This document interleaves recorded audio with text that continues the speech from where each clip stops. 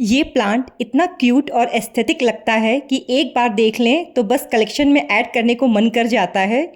ये pink touch वाली जो लीफ है, कॉम्पैक्ट ग्रोथ और लो मेंटेनेंस नेचर की वजह से सिंगोनियम स्ट्रॉबेरी आज इंडोर प्लांट लवर्स का फेवरेट प्लांट बन चुका है। लेकिन प्रॉब्लम तब आती है जब इसका कलर फेड होने लगता है, पत्तियां कर्ल होने लगती हैं, ग्रोथ रुक जाती है और रिपोर्टिंग के बाद प्लांट जो है वो शॉक में चला जाता है। तो आज की इस वीडियो में हम डिटेल में बात करने वाले हैं सिंगोनियम स्ट्रॉबेरी की कंप्लीट केयर के बारे में। इसको कितनी लाइट चाहिए, पानी कब देना है, बेस्ट सॉइल मिक्स क्या होगा, फर्टिलाइज़र कैसे यूज़ करें, प्रोपोगेशन का ईजीएस्ट मेथड क्या है और वो कॉमन मिस्टेक्स जो लोग जाने अनजाने में कर देते हैं। और वीडियो के एंड तक आपको ये भी समझ आ जाएगा कि कैसे इस प्लांट को बुशी, हेल्दी और वाइब्रेंट पिंक बनाकर रखा जा सकता है। तो hello everyone, welcome back to my channel the garden corners. सबसे पहले थोड़ा सा इस प्लांट के बारे में जान लेते हैं। ये एक सिंगोनियम की वैरायटी है जिसका नाम सिंगोनियम स्ट्रॉबेरी आइस है। सिंगोनियम की एक beautiful arrow head wine plant है जो मेनली अपनी सॉफ्ट पिंकिश ग्रीन फोलिएज की वजह से फेमस है। ये एरेसी फैमिली का प्लांट है और नेचुरली ट्रॉपिकल एनवायरनमेंट को पसंद करता है। इसकी खास बात यह है कि ये बिगनर फ्रेंडली भी है और एस्थेटिक भी। आप इसे हैंगिंग प्लांटर में भी ग्रो कर सकते हैं, टेबल टॉप पे भी, और मॉसस्टिक के साथ भी क्लाइंबिंग फॉर्म में भी ग्रो कर सकते हैं। जब प्लांट मैच्योर होता है तो पत्तियों का जो शेप एंड साइज़ है वो दोनों ही चेंज होने लगता है, यानी कि प्लांट ये काफ़ी मैच्योर होता है तो इसकी लीफ बिल्कुल डिफरेंट हो जाती है जुवेनाइल लीफ के कंपैरिजन में।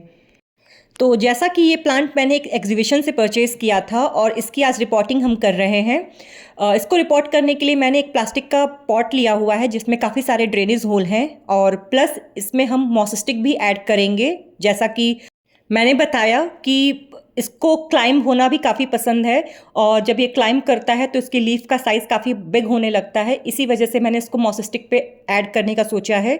तो इस पर हम 5 to 6 फीट का मॉसस्टिक ऐड करेंगे। स्टार्टिंग से ही इसको बड़ी मॉसस्टिक देंगे ताकि ये उस पर क्लाइंब कर सके और जब इसकी लीफ बड़ी हो तो देखने में काफ़ी ब्यूटीफुल लगे। ये सबसे इम्पॉर्टेंट चीज़ है जो डिसाइड करती है आपके सिंगोनियम हेल्दी रहेगा या नहीं, वो है उसकी लाइट रिक्वायरमेंट। सिंगोनियम स्ट्रॉबेरी को ब्राइट इनडायरेक्ट लाइट बहुत पसंद है। अगर आप इसे बहुत डार्क एरिया में रख देंगे तो जो उसका पिंक कलर है वो बिल्कुल डल हो जाएगा, ग्रोथ इसकी स्लो हो जाएगी और प्लांट जो है वो लेगी होना स्टार्ट हो जाएगा। इसकी खूबसूरत पिंक वेरिएशन को बनाए रखने के लिए इसे ब्राइट रोशनी देनी होगी। लेकिन अगर आप डायरेक्ट सनलाइट में इसको रखेंगे, जहाँ पे हार्श सनलाइट इसको मिलेगी, वो भी इसके लिए डेंजरस है और प्लांट की जो लीफ है वो बर्न हो सकती है। आप देख सकते हैं इसका कितना ब्यूटीफुल पिंक उभर के आया है। तेज़ धूप देने की वजह से इसकी जो लीफ है वो जल सकती है। तो बेस्ट प्लेसमेंट इस प्लांट का है ईस्ट फेसिंग विंडो या ऐसी बालकनी में जहाँ ब्राइट रोशनी आती हो नेट के साथ, या शेयर कर्टेन के पास, या इंडोर ब्राइट रूम में। मॉर्निंग की जो सनलाइट होती है माइल्ड वाली, वो 1 से 2 घंटे आप दे सकते हैं। इससे क्या है, इसका कलर जो है और ब्यूटीफुल होगा। तो इस प्लांट को रिपोर्ट करने के लिए मैंने प्लास्टिक का पॉट लिया है। आप टेराकोटा या क्ले पॉट भी यूज़ कर सकते हैं। जैसा कि हर वीडियो में हम आप सभी को सजेशन देते हैं कि क्ले पॉट या टेराकोटा पॉट बेस्ट होता है प्लांट्स के लिए, स्पेशली इंडोर प्लांट्स के लिए। बट मेरे सिटीज़ में जो ये टेराकोटा पॉट है वो काफ़ी एक्सपेंसिव मिलता है और स्पेस जो टेराकोटा पॉट लेता है उसकी वजह से मुझे प्लास्टिक पॉट यूज़ करना पड़ता है। तो एज़ यूजुअल मैंने प्लास्टिक की ही पॉट लिया है इसको रिपोर्ट करने के लिए। सॉइल मीडिया बनाने के लिए मैंने इसमें यूज़ किया है cocopeat, garden soil, perlite, vermi compost और कोको चिप्स। आप इसमें एप्सम सॉल्ट, नीम खली पाउडर और चारकोल का भी टुकड़ा ऐड कर सकते हैं। ये मिक्स मॉइस्चर भी होल्ड करेगा और रूट्स को सफोकेट भी होने नहीं देगा। अब बात आती है कि प्लांट को रिपोर्ट कब करें, जब रूट्स जो हैं वो ड्रेनेज होल से बाहर निकलने लगे, या सॉइल बहुत कॉम्पैक्ट हो जाए, या आपने नर्सरी से न्यू प्लांट परचेज किया हो, या उसकी जो ग्रोथ है वो स्लो हो जाए, तो बेस्ट टाइम होता है प्लांट को रिपोर्ट करने का। यूजुअली अगर देखा जाए तो 1 से 2 साल में रिपोर्टिंग इनफ होती है प्लांट्स के लिए। और पॉट साइज़ का मैंने आपको बता दिया है, पॉट का सिलेक्शन कैसे करना है। पॉट साइज़ हमेशा करंट पॉट से 1 से 2 इंच बड़ा यूज़ करना चाहिए। बहुत बड़ा पॉट लेने से सॉइल ज़्यादा डाली जाएगी और सॉइल ज़्यादा होने से जो प्लांट्स को पानी देना होता है वो ज़्यादा होगा, जिसकी वजह से रूट रॉट का रिस्क बढ़ जाएगा। अब बात करते हैं इसके रिपोर्टिंग की। तो जैसा कि आपने अभी प्रोसेस देखा कि नर्सरी पाउच से मैंने इस प्लांट को निकाल के एक प्लास्टिक के पॉट में सॉइल मीडिया डाल के और इस प्लांट को सेट कर रहे हैं।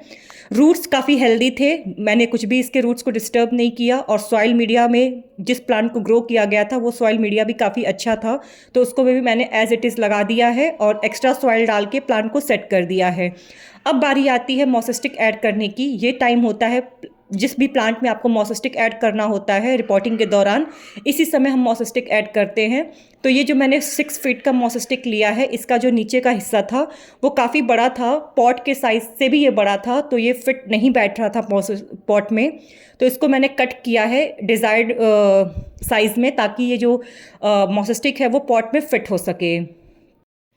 पॉट के साइज़ के अकॉर्डिंग मोसेस्टिक सेट करने के बाद प्लांट में हम इसे टाई करेंगे। मोसेस्टिक को लगा के इसे टाई करने के बाद इसमें हम लाइट वाटरिंग करेंगे, और रिपोर्टिंग के बाद 3 से 4 दिन इसे डायरेक्ट या ऐसी रोशनी में मत रखिएगा, इसको कुछ दिन शेड में रखिए, उसके बाद इसे डिज़ायर्ड लोकेशन पे शिफ्ट कीजिए। अगर बात करें इसके वाटरिंग रूटीन की कि इसे पानी कब देना है, तो सबसे जो कॉमन मिस्टेक होती है, लोग वाटरिंग में ही करते हैं कि प्लांट्स को ओवर वाटर कर दिया जाता है।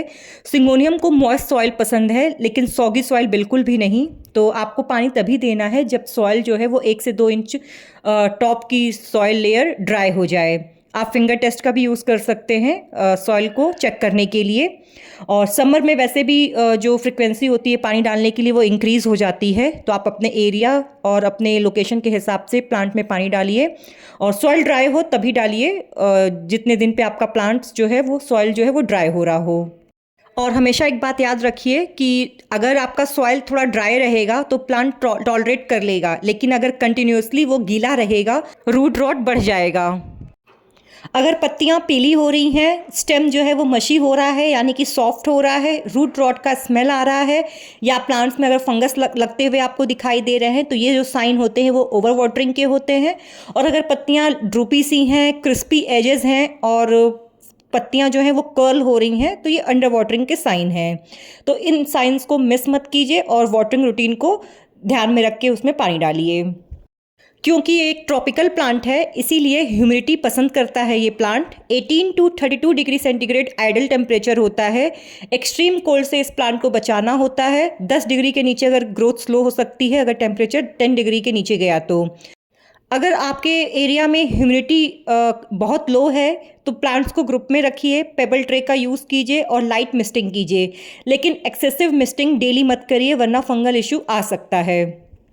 अब बात करते हैं फर्टिलाइज़र के बारे में। तो हेल्दी पिंक फोलियोज को मेंटेन करने के लिए, फास्ट ग्रोथ के लिए फीडिंग बहुत इम्पॉर्टेंट होता है। तो मेरे सजेशन के हिसाब से बेस्ट फर्टिलाइज़र इन प्लांट्स के लिए, स्पेशली इंडोर प्लांट्स के लिए, vermi compost, seaweed fertiliser, balanced liquid fertiliser जो कि आपका एनपीके या काउडंग होता है, और ग्रोइंग सीजन में इसको आपको फीड करना होता है जो कि स्प्रिंग एंड मानसून सीजन होता है। मंथ में एक बार आपको इसको डाइल्यूट करके देना होता है प्लांट्स को, और विंटर में फर्टिलाइज़र रिड्यूस कीजिए क्योंकि विंटर्स में ये प्लांट डोमेंट हो जाता है, तो उस टाइम पे फर्टिलाइज़र की रिक्वायरमेंट नहीं होती है।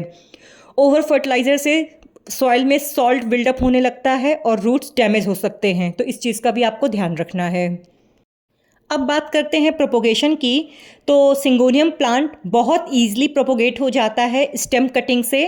आप नोड के पास से इसकी कटिंग लीजिए और इसको चाहे आप पानी में प्रोपोगेट कीजिए चाहे सॉइल में, जो भी इजी आपके लिए रहता हो, और उसको प्रोपोगेट करके आप न्यू प्लांट्स तैयार कर सकते हैं। हमेशा हेल्दी वाइन चूज़ करें और 2 से 3 नोड्स ज़रूर लें, ताकि एक नोड लेने पे रॉट भी हो सकता है, 2 से 3 नोड रहेंगे तो चांसेस हाई रहेंगे कटिंग्स के सक्सेसफुल होने का। और हाँ, अगर आप वाटर में प्रोपोगेट करते हैं तो 3 से 4 दिन में पानी चेंज कीजिए, और अगर सॉइल में प्रोपोगेट कर रहे हैं तो ह्यूमिडिटी को मेंटेन रखिए और सॉइल हमेशा मॉइस्ट रखिए। अब बात करते हैं पेस्ट इन्फेस्टेशन की। तो इंडोर प्लांट्स में पेस्ट आना सबसे कॉमन है। तो सिंगोनियम की वैरायटीज़ में जो मैंने पेस्ट अटैक देखा है वो मिलीबग्स का और एफिड्स का, ये ज़्यादा अटैक्स होते हैं जो मैंने अपने प्लांट्स में ऑब्जर्व किया है। तो इसका ट्रीटमेंट वही है, नीम ऑयल स्प्रे 1 लीटर पानी में कुछ ड्रॉप्स लिक्विड सोप का और नीम ऑयल मिक्स करके अच्छे से प्लांट्स को स्प्रे कीजिए। इफेक्टेड एरिया पे ज़्यादा स्प्रे कीजिए और 4 दिन पे आप इसे रिपीट कीजिए जब तक इन्फेस्टेशन बिल्कुल क्लियर ना हो जाए। अब बात करते हैं प्रूनिंग की। अगर आपको प्लांट बुशी चाहिए तो प्रूनिंग बहुत इम्पॉर्टेंट होता है। उसके लिए आपको जो लॉन्ग वाइन हो उसको ट्रिम कीजिए, नोट्स जहाँ से हों वहाँ से न्यू शूट्स निकलते हैं। इससे क्या होता है, प्लांट बुशी बनता है। और कटिंग्स को आप सेम पॉट में भी लगा सकते हैं, जिससे प्लांट जो है वो फुलर और डेंस दिखेगा, या आप न्यू प्लांट इसको आप प्रोपोगेट कर सकते हैं। अब कुछ बात कर लेते हैं इंपॉर्टेंट केयर टिप्स की। हर रोज़ पानी मत दीजिए, डायरेक्ट हार्श सनलाइट अवॉइड करिए, ड्रेनेज होल कंपलसरी है, एयरी सॉइल मिक्स यूज़ कीजिए, ओवर फर्टिलाइज करने से बचें और डस्टी लीव्स को क्लीन करते रहें। अब इंटरेस्टिंग फैक्ट के बारे में बात कर लेते हैं। सिंगोनियम वैरायटी नासा के एयर प्योरीफाइंग प्लांट्स लिस्ट में पॉपुलर इंडोर प्लांट्स कैटेगरी में काफ़ी डिस्कस किया जाता है, बिकॉज ये इंडोर एयर क्वालिटी इंप्रूव करने में हेल्प करता है। और जैसे जैसे प्लांट मैच्योर होता है, लीव्स को शेप, जो पत्तियों का शेप होता है वो जुवेनाइल फॉर्म से डिफरेंट होने लगता है। तो अगर आपको भी एक ऐसा प्लांट चाहिए जो लो मेंटेनेंस हो, एस्थेटिक हो और रूम को इंस्टेंटली प्रीमियम लुक दे दे, तो सिंगोनियम स्ट्रॉबेरी आइस डेफिनेटली एक अमेजिंग चॉइस है। बस लाइट वाटरिंग और सॉइल का बैलेंस समझ लीजिए और ये प्लांट आपको कंटिन्यूसली ब्यूटीफुल ग्रोथ देता रहेगा। मिलते हैं नेक्स्ट वीडियो में, तब तक के लिए happy gardening and keep growing.